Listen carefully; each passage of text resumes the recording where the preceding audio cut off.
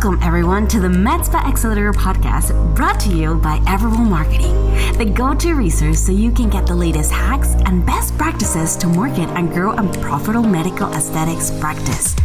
My name is Maripili and I am obsessed with all things business, marketing, operations, numbers, and helping you grow and take your MedSpa to the next level. This is the MedSpa Accelerator podcast, Season 2. Hey, welcome back. Welcome back to another episode of the MedSpa Accelerator. Super pumped to be back with you guys today. Okay, so in today's episode, I want to ask you, are you stuck? If you are stuck, here is your MedSpa growth plan that you need to crush 2023. So at this point, you probably are looking already into like what to do for your marketing, where you at in your MedSpa growth, what did you do last year, and you are ready to get the ball rolling. But if you don't know exactly what that is, it is very easy to get overwhelmed. And so this is our plan. We're going to give it to you exactly how we do it in phase 1, 2, and 3. This is actually our MedSpa domination framework, and we've divided it into 3 phases. And so we're actually going to break up these next 3 episodes are going to be focused in on each single phase. And we're going to break it down for you as far as like what we focus on within every single phase. So if it's something that you want to do, or you want to pass on to, marketing director, or maybe the marketing agency, or you want to consider working with us, shameless plug here, definitely consider it. And so, but before we dive into that, what they got to do, babe? Yes, so please do leave us a review wherever you're listening podcasts to. Make sure to go and leave us a 5-star review. Let us know your thoughts. What is that you want to see more from us? And also, we do these on YouTube. So if you're watching us on YouTube, hey, and make sure to leave us a thumbs up, subscribe, hit that notification bell button so you don't miss out any episodes. And also, we have a Facebook group. Yes, so we do have a Facebook group of like-minded individuals like yourself that are all trying to grow their MedSpa business. So if that's something that you want to be part of a community, definitely there's a link here in the description. Go ahead and click on it and request access, and we'll get you in there ASAP so you can ask all your questions and see what other people are doing to grow their business as well. Yes, and actually this year we're going to be doing monthly workshops on there. So if you're working on your marketing and you're not sure exactly how to go about it, or you just need a little bit more guidance, make sure to join the group because the workshops there are absolutely free, and we actually get you to work with us as we are going through a presentation. So this is huge. If you have any staff members that you want to include, make sure to send them that link. All right, so let's go ahead and dive into phase 1, which is all about foundation, right? So before you go about doing any kind of advertising or anything of the sort, you need to ensure that you have a strong foundation in place so that just like building a home, right? Before you start adding the walls or anything else, you need to ensure that you have a solid foundation. Say it again. Yeah, say it louder. Right? And so that you can build on top of that and make sure you have a sturdy base, before you just kind of add things to it, right? Yeah. And so the first thing that you want to ensure that you have is you want to have a website that is well designed, that looks credible. You have some good photography on there. You have some good, you're using design best practices. But most importantly, you want to have a website that converts. And so you should consider your website as a 24/7 salesperson. If you feel like you have a website, but it's not doing anything for you, we call them, in the past, you used to call them brochure websites. Maybe people go on there, maybe they consume some information, but they don't really take action, then that's a problem. And then that needs to be fixed. And so we have a full episode, I think back from season 1, I believe. But we shortened that on TikTok. So if you're not following us on TikTok, go there because we actually give you the same thing information there. For sure. So you just want to ensure overall that your website has, there's 6 elements that we include on all the websites. And you want to make sure that you have those 6 elements on there so that it's positioned for conversion, right? People visit the website, but they don't just read the information. They also sign up for a lead magnet. They start a conversation with you via web chat, right? They read patient testimonials. There's a few other things, but definitely having a website that is well designed and built for conversions is going to be the way to go. I love that. And it's something that people easily forget.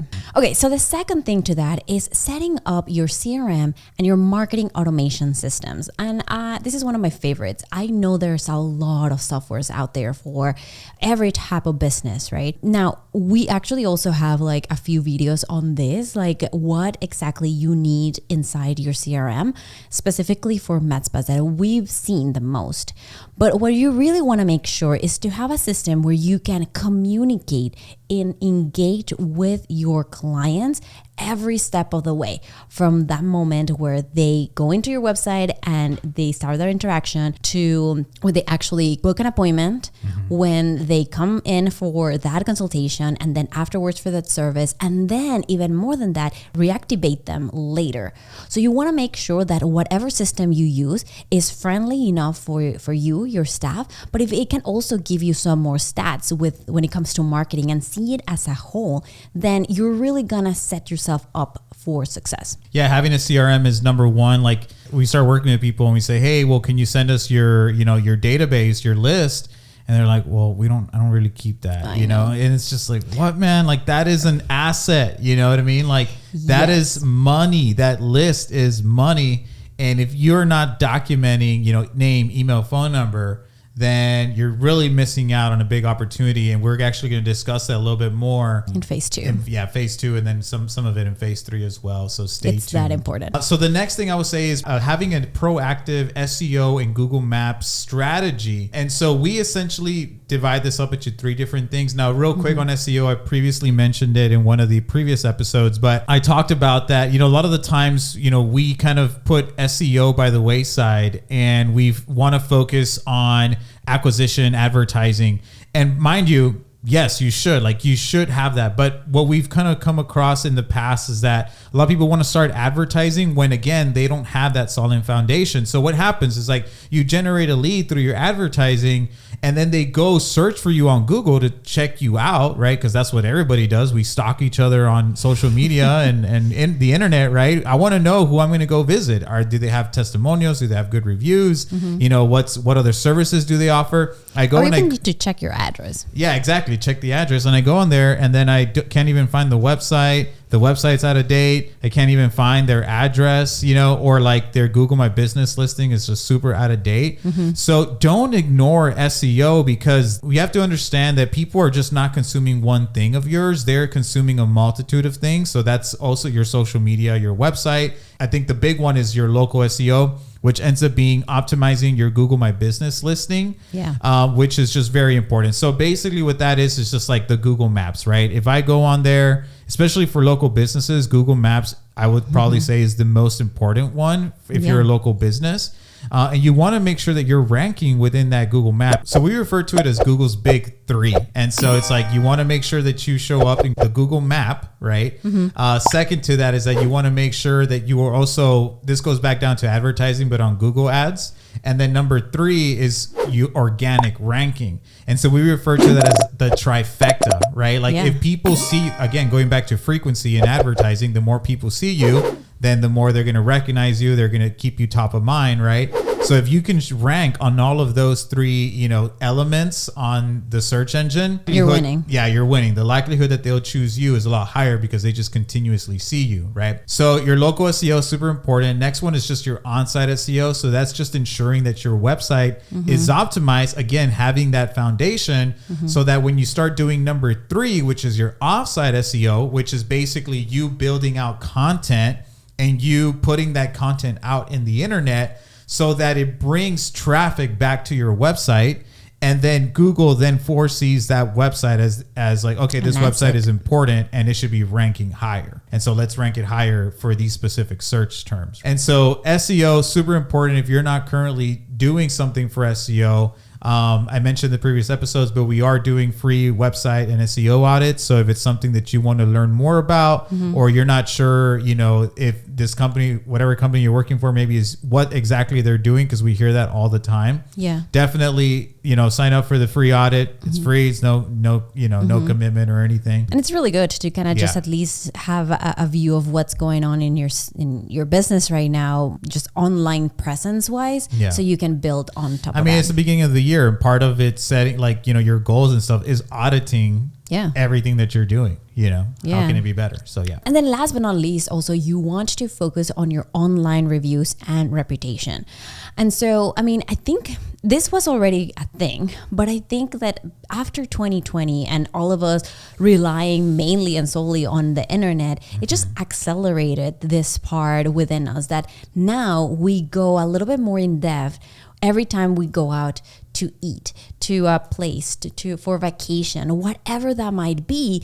We just look into the internet a lot more closely, and reviews are the thing. Like maybe before you looked at one or two, but now it's more continuous. And I guess to add on to that, I would say it's that like there was a certain market segment that was already used to reviews. Like that's how they purchased. Yeah. But when 2020 happened, that market segment increased to other segments, and they were forced to, because if people didn't figure out how to order their groceries through a mobile app, well, they weren't going to get they weren't going to get groceries. So my mom, my mother-in-law, your grandma, they had to start learning how to do these things. And then now it's just become a part of what they just do on a regular basis. Again, 100%. It's just depending on what your market audience is, right? It's just become a lot more important these past, 2-3 years than the years prior. You're 100% right. Like before, for anything online purchases, like I still help my mom like buy some stuff, but now she actually asks me every single time, like, how are the reviews? Oh, I found this one that had better reviews. And like we see that again, we've been comparing stuff with Amazon, because since they've been doing so good, and the reviews is one of the main things, like it's so visible. And so making sure that you are focusing on your online reviews and your reputation, it's going to be key for those foundations. Because like Luis said, people are scrolling online, they might see your ad, but if they're not in the mindset of purchasing, they might just click on it, maybe search for you later, search for something. And if they go to your site and they see 0 reviews or very little or very outdated, they might not consider you 100%. Or if they were like in the fence, this might be the one thing that pushes them towards actually purchasing, actually booking that. So that is huge when it comes to just making sure that your foundations are set. All right, everyone. So that concludes phase 1 of foundations. Those are the few different elements that we want to ensure that are all part of, building out your marketing strategy. So stay tuned for the next episode. We're going to be discussing phase 2, which is all about database building and your acquisition strategy. Yes. So see you there. Bye-bye. Bye.